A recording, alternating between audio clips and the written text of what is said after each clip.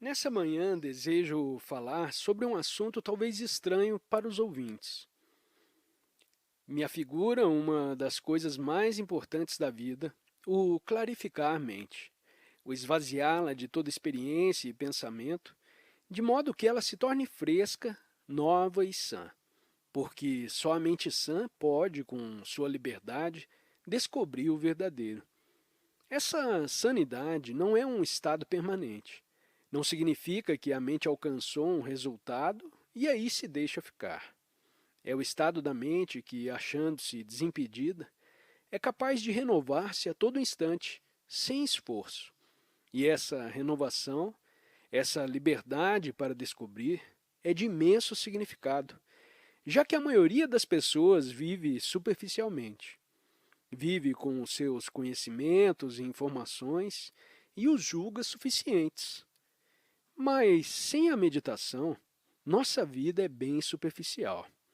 Por meditação, não entendo contemplação ou oração. Para a pessoa se achar no estado de meditação, ou melhor, para nele entrar naturalmente e sem esforço, deve primeiro compreender a mente superficial, a mente vulgar, aquela que, em regra, se satisfaz com informações. Tendo acumulado conhecimentos ou adquirido uma certa capacidade técnica que nos habilita a exercer determinada especialidade, para vivermos nesse mundo com leviandade, contentamos-nos em viver nesse nível, sem nenhuma compreensão de qualquer problema psicológico que acaso se apresente. Me parece, pois, sobremodo relevante observar a superficialidade da mente e investigar se ela pode transcender a si própria. Quanto mais conhecimento e preparo uma pessoa tem, tanto maior a sua capacidade na vida diária. E é óbvio que necessitamos desses conhecimentos, desse preparo e dessa capacidade, pois não podemos jogar fora as máquinas e a ciência e voltar ao estado primitivo.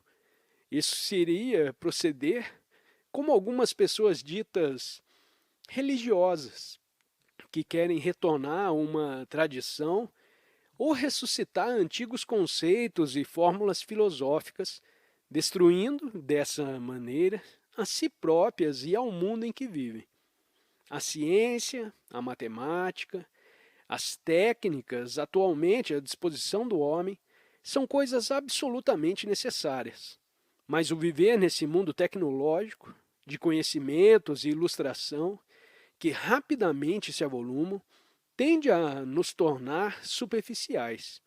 E, em geral, nos contentamos em permanecer nessa superficialidade, visto que o conhecimento e a tecnologia nos fazem ganhar mais dinheiro, mais confortos, mais da chamada liberdade.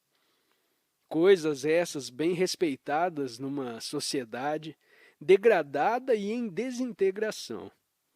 Assim, para poder ultrapassar a si própria, deve a mente compreender as limitações da tecnologia, do conhecimento e da ilustração e ficar livre dessas limitações. Como se pode observar, as nossas atividades, as nossas emoções, as nossas reações neurológicas são pouco profundas, perfunctórias. Vivendo como vive a maioria na superfície, procuramos alcançar as profundezas, penetrando cada vez mais, porquanto depressa nos cansamos dessa maneira leviana de viver. Quanto mais inteligentes, mais intelectuais e apaixonados formos, tanto mais perceberemos a superficialidade de nossa existência. Ela se torna cansativa, aborrecida e sem significação. Assim trata a mente superficial de descobrir a finalidade da vida ou de procurar uma fórmula que lhe dê sentido. Luta essa mente para viver consoante a uma ideia por ela própria concebida, ou uma crença que aceitou.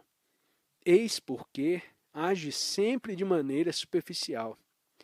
É necessário perceber com toda clareza esse fato. O que essa manhã vamos fazer é tirar uma por uma as camadas superficiais para penetrarmos até a origem, até a última profundeza das coisas. A superficialidade se perpetua pela experiência e, por essa razão, releva compreender o inteiro significado da experiência. Em primeiro lugar, vemos quanto a especialização tecnológica de toda espécie tende a tornar a mente estreita, vulgar e limitada. Qualidades que constituem a verdadeira essência do burguês. Então, superficial que é, ela busca o que chama significado da vida, projetando, ao mesmo tempo, um padrão que lhe é grato, lucrativo, aprazível. E a esse padrão se ajusta. Esse processo lhe confere uma certa determinação, um certo ímpeto, um senso de realização. Cumpre também compreender profundamente essa coisa chamada experiência. Vivendo uma vida superficial, estamos sempre em busca de experiências mais amplas e profundas.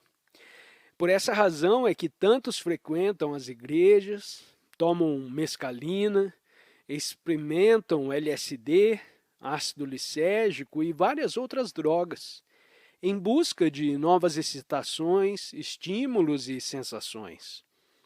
Buscamos também experiência através da arte, da música, de novas, mais modernas formas de expressão. Pois bem, a mente que deseja achar-se numa grande profundidade, achar-se e não produzir esse estado, deve compreender todas essas coisas. Compreender não é entender apenas intelectualmente uma comunicação verbal, porém antes perceber incontinente a verdade relativa à questão. Essa percepção imediata é compreensão. Pode-se argumentar e discutir interminavelmente a propósito de opiniões, mas isso não fará nascer a compreensão. Requer-se, isso sim, sensibilidade, percebimento, uma certa hesitação, uma atitude experimental que nos dão a capacidade de aprender com rapidez. Assim, qual é a natureza da experiência? Todos desejamos novas experiências, não é verdade? Estamos cansados do velho, das coisas que nos têm causado dor ou sofrimento, a rotina do escritório, dos rituais religiosos, dos rituais do culto, do Estado. De tudo isso estamos fartos, cansados, exaustos. E daí desejarmos novas experiências, novas diretrizes e em diferentes planos. Mas, por certo, só a pessoa que não busca nem acumula experiência poderá viver em profundidade. Resulta a experiência de um desafio e uma resposta. A reação pessoal a um desafio pode ser adequada ou inadequada, conforme nossa maneira de ser, nosso condicionamento. Isso é, respondemos a cada desafio conforme o nosso fundo, nossa própria limitação. Essa resposta a desafio é experiência. E toda experiência deixa um resíduo que chamamos conhecimento. Por outras palavras, no passar por várias experiências, a mente atua como uma peneira, na qual cada experiência deixa um certo sedimento. Esse sedimento é memória. E com essa memória vamos ao encontro da próxima experiência. Assim, cada experiência, por mais ampla e profunda e vital que seja, deixa novo depósito de sedimento ou memória, tornando assim mais forte o nosso condicionamento. Por certo, isso não é uma opinião, não é questão de crer no que dizemos. Se você observar, verá ser isso que realmente acontece. Esse orador descreve como é peculiar à mente o acumular experiência e observa esse processo em você mesmo. Portanto, não há nada para crer, nem está sendo hipnotizado por palavras. Assim, pois, cada experiência, de qualquer natureza que seja, deixa um sedimento que se torna o passado, convertido em memória, e nesse sedimento vivemos. Esse sedimento é o eu, a verdadeira estrutura da atividade egocêntrica. Percebendo a natureza limitada dessa atividade egocêntrica, buscamos novas e mais amplas experiências ou perguntamos como se pode romper essa limitação, a fim de encontrar algo superior. Mas toda busca dessa natureza é ainda atividade de acumulação e só vai aumentar os restos, o sedimento da experiência, seja a experiência de 1 minuto, de 1 dia, seja a de 2 milhões de anos. Você tem de ver esse fato com toda clareza. Deve ter consciência dele, assim como tem consciência de estar com fome. Quando sente fome, ninguém precisa te dizer nada. Trata-se de uma experiência pessoal sua. Analogamente, deve perceber claramente, por você mesmo, que toda experiência de afeto, de compaixão, de orgulho, de ciúme, de inspiração, de medo, qualquer uma, deixa na mente um resíduo. E que a constante repetição e a sobreposição de novas camadas a esse resíduo, ou sedimento, constituem a totalidade do processo de nosso pensar, de nosso existir. Toda atividade nascida desse processo, em qualquer nível que seja, há de ser inevitavelmente superficial. E a mente que deseja investigar a possibilidade de descobrir um estado de originalidade ou um mundo não contaminado pelo passado, deve compreender esse processo de experiência. Surge assim a questão: é possível ficar-se livre de toda atividade egocêntrica, sem nenhum esforço, sem se tentar dissolver e dessa maneira convertê-la num problema? Espero estar esclarecendo bem a questão, senão o que direi mais adiante ficará completamente obscuro. Agora, a palavra meditação significa, em geral, pensar a respeito de uma coisa, investigá-la, refletir profundamente nela. Ou pode significar um estado mental contemplativo, independente do processo de pensamento. É uma palavra de pouca significação nessa parte do mundo, porém muito significativa no Oriente. Muito se tem escrito sobre o assunto e há escolas que advogam diferentes métodos ou sistemas de meditação. A meditação, para mim, não é nenhuma dessas coisas. Meditação é o total esvaziamento da mente. E não se pode esvaziar a mente à força, de acordo com um certo método, escola ou sistema. Mas, uma vez, é necessário perceber a extrema falácia de todos os sistemas. A prática de um sistema de meditação é busca de experiência. É esforço para alcançar uma experiência mais elevada ou a experiência final. E quem compreende a natureza da experiência rejeita tudo isso, que se acaba para sempre, porque sua mente já não está seguindo ninguém. Ela não busca experiência e nenhum desejo tem de visões. A busca de visões, o intento de aumentar a sensibilidade por meios artificiais, drogas, disciplinas, rituais, adoração, oração, constitui atividade egocêntrica. Nossa questão, porém, é a seguinte: como pode a mente, que se tornou superficial por influência da tradição, pela ação do tempo, da memória e da experiência, como pode essa mente libertar-se sem esforço de sua superficialidade? Como pode tornar-se tão desperta que a busca de experiência nada mais signifique? A mente iluminada não pede mais luz. Ela própria é luz. E toda influência, toda experiência que penetra nessa luz, nela se consome de instante a instante, de modo que a mente está sempre clara, imaculada. Só a mente iluminada, a mente sã, pode ver o que está fora dos limites do tempo.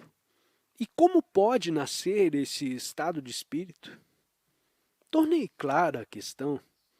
Essa não é uma questão minha. É ou deve ser uma questão de interesse geral, e, portanto, eu não a estou impondo. Se eu te impusesse essa questão, você a tornaria um problema dizendo: como vou fazer isso?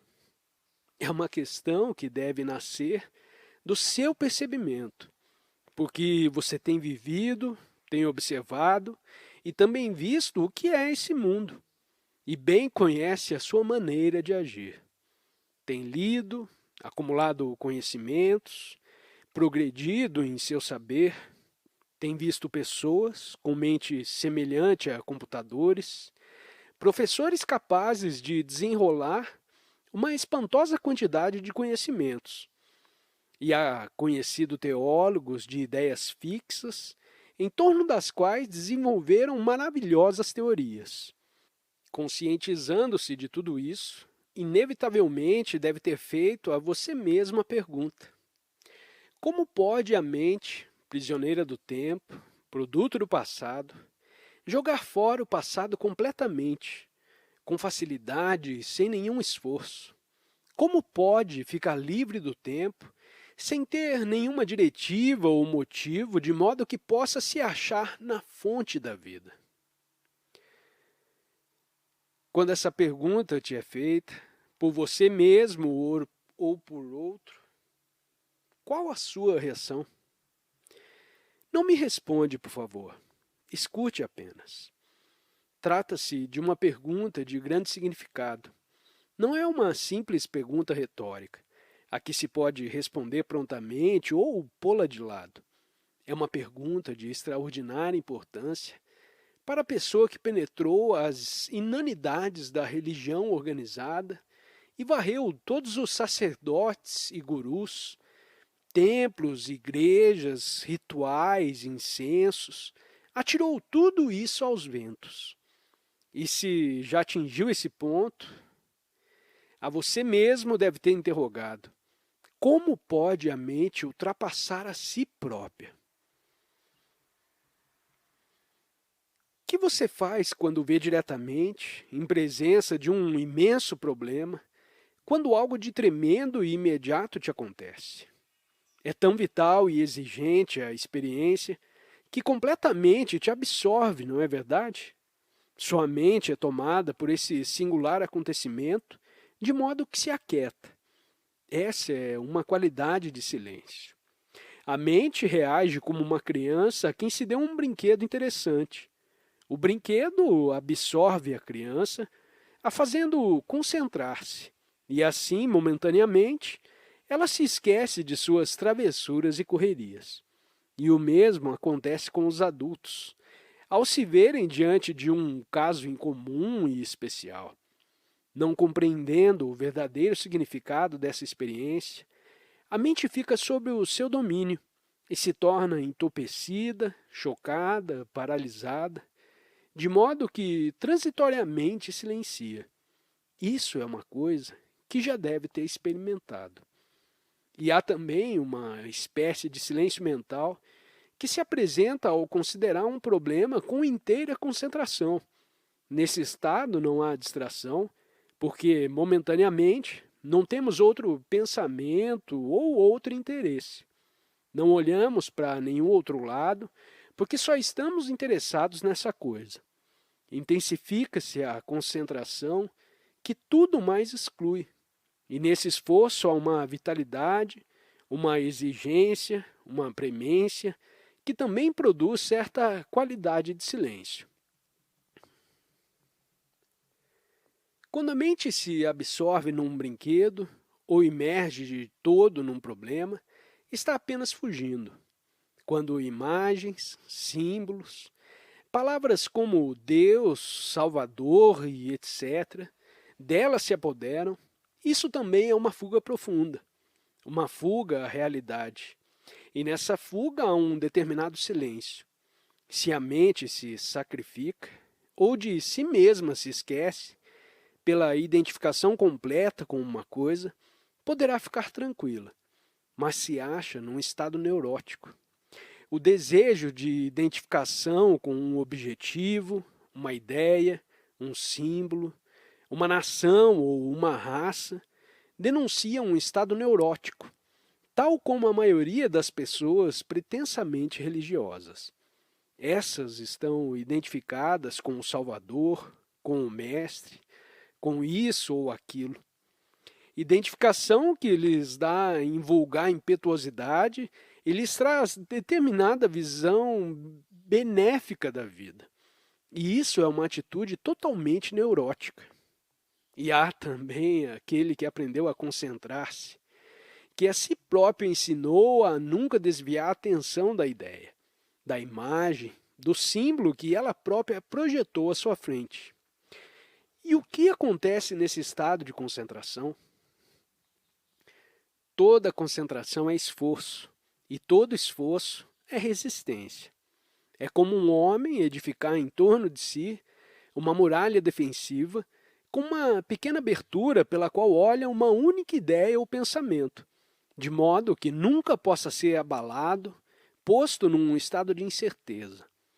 Nunca está aberto, porém vivendo sempre dentro de sua concha de concentração, atrás das molharas da sua inspirada busca de alguma coisa. E disso se vem um sentimento de grande vitalidade, uma impetuosidade que te habilita a fazer coisas extraordinárias, socorrer os favelados, viver no deserto, praticar toda sorte de boas obras. Mas trata-se ainda de atividade egocêntrica da mente, que se concentrou numa só coisa, com exclusão de tudo mais. E também isso lhe confere uma certa serenidade, tornando-a silenciosa. Há uma espécie de silêncio que nenhuma relação tem com esses estados neuróticos. E é aí que se nos apresenta a dificuldade. Porque, infelizmente, e digo sem ofensa, em regra somos neuróticos. Assim, para podermos compreender o que é esse silêncio, devemos, antes de tudo, nos libertar completamente de todo e qualquer estado neurótico. Nesse silêncio não existe autocompaixão, nem desejo de resultado, nem projeção de imagens. Não há visões, nem luta para nos concentrarmos. Vem esse silêncio sem ser solicitado, uma vez compreendida a absorção da mente numa ideia e as várias formas de concentração que a pessoa pratica. E também quando se compreende todo o processo do pensar. Dessa observação, dessa vigilância da atividade mental egocêntrica, vem um senso de disciplina bem flexível. E essa disciplina é necessária. Não é uma disciplina defensiva, reacionária. Nada tem que ver com o ficar sentado a um canto, de pernas cruzadas e outras infantilidades. Nela não há imitação, nem ajustamento, nem esforço para alcançar resultado. Observar todos os movimentos do pensamento e do desejo, a fome de novas experiências, o processo de identificação com uma certa coisa. Apenas observar e compreender tudo isso produz, naturalmente, uma facilidade de disciplina e inteira liberdade. Disciplinada a compreensão, surge um percebimento próprio e imediato, um estado de atenção completa. Nessa atenção há virtude, e essa é a única virtude. A moralidade social, o caráter desenvolvido pela resistência, e segundo a respeitabilidade e a ética social, isso não é virtude nenhuma. Virtude é a compreensão de toda a estrutura social que o homem levantou em torno de si. E é também a compreensão do chamado autossacrifício, mediante identificação e controle. Dessa compreensão nasce a atenção, e só na atenção se encontra a virtude. Deve ter uma mente virtuosa, mas aquela que apenas procura ajustar-se aos padrões sociais e religiosos de uma determinada sociedade, quer comunista, quer capitalista, não é virtuosa. É necessária a virtude, porque sem virtude não há liberdade, mas como a humildade, ela não é cultivável. Não podemos cultivá-la, assim como não podemos cultivar o amor. Mas havendo plena atenção, há também virtude e amor. Dessa atenção vem o silêncio total, não só no nível da mente consciente, mas também no nível do inconsciente. Tanto o consciente como o inconsciente são, em verdade, triviais, e a percepção dessa trivialidade nos liberta do passado e do presente. Dando-se total atenção ao presente, nos surge interiormente uma certa tranquilidade, indicativa de que já não buscamos experiência. Todo o experimentar terminou, porque nada mais há para experimentar. Estando sempre desperta, a mente é a luz de si própria. Nessa quietude, nesse silêncio, encontra-se a paz. Não a paz dos políticos, não a paz entre duas guerras, paz não nascida de reação. E quando a mente está assim, sobremodo tranquila, pode então prosseguir. A atuação da tranquilidade difere inteiramente do movimento da atividade egocêntrica. O atuar da tranquilidade é criação. Quando a mente é capaz de mover-se com essa placidez, ela conhece a morte e o amor, e pode, então, viver nesse mundo e, ao mesmo tempo, estar livre do mundo. Pergunta: desejo ardentemente o silêncio, mas vejo que minhas tentativas para alcançá-lo se tornam cada vez mais lamentáveis. Resposta: em primeiro lugar, não pode desejar ardentemente o silêncio. Não sabe nada, absolutamente nada a seu respeito. Ainda que algo soubesse, isso não seria o silêncio. Por que então não se trataria da realidade? Por isso, é preciso ter muito cuidado ao dizer-se que sabe. Veja, Senhor, o que conhece, reconhece. Eu te reconheço porque ontem te encontrei. Após ouvir o que então disse, e tendo visto o seu modo de ser, digo que te conheço. O que sei já é coisa do passado, e daquele passado eu te reconheço. Mas o silêncio não pode ser reconhecido. Nele não há nenhum processo de reconhecimento. Eis o que, antes de tudo, importa compreender. Para reconhecermos uma coisa, já devemos tê-la experimentado, conhecido antes ou lido a seu respeito, ou lhe ter ouvido a descrição. Mas o que se pode reconhecer, descrever, não é aquele silêncio. Por ele ansiamos, porque nossa vida é superficial, vazia, monótona e estúpida. E por isso desejamos fugir de suas detestáveis lides. Mas não podemos fugir da vida. Temos de compreendê-la. E para compreendermos uma coisa, não devemos lhe dar pontapés nem evitá-la. Cumpre ter grande amor, verdadeira afeição por aquilo que queremos compreender. Se desejamos compreender uma criança, não podemos coagi-la, forçá-la ou compará-la com seu irmão mais velho. Devemos olhar a criança, observá-la com carinho, ternura, afeição, com tudo o que de bom possuímos. Analogamente, devemos compreender essa coisa vulgar que chamamos nossa vida, com seus ciúmes, conflitos, aflições, canseiras e pesares. Dessa compreensão provém uma diferente tranquilidade que não pode ser procurada às apalpadelas. Há uma interessante história de um discípulo que foi ter com o mestre.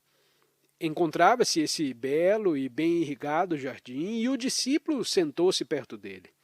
Não bem à sua frente, porque sentar-se diretamente à frente do mestre não seria respeitoso.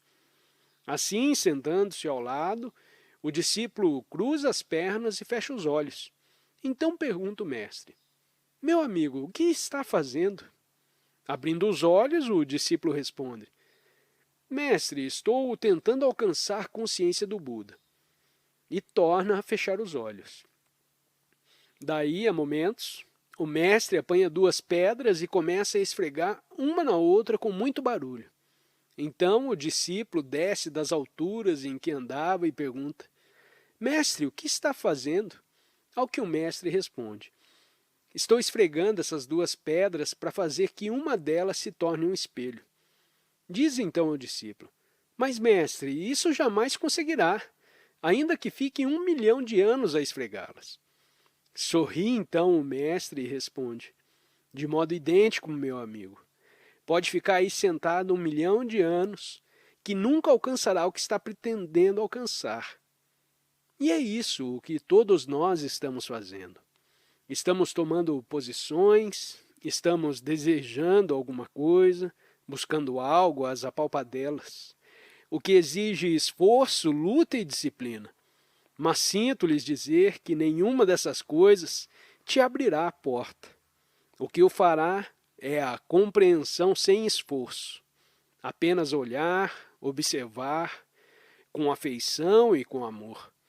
Mas não pode ter amor se não for humilde. E só é possível a humildade quando nada deseja, nem dos deuses, nem de nenhum ente humano. Obrigada por ter assistido a este vídeo e não se esqueça de se inscrever no canal e recomendá-lo, além de deixar seu comentário sobre o assunto para que possamos realizar um ótimo diálogo que nos ajude a compreender melhor o assunto. Tenha um ótimo dia e até o próximo vídeo.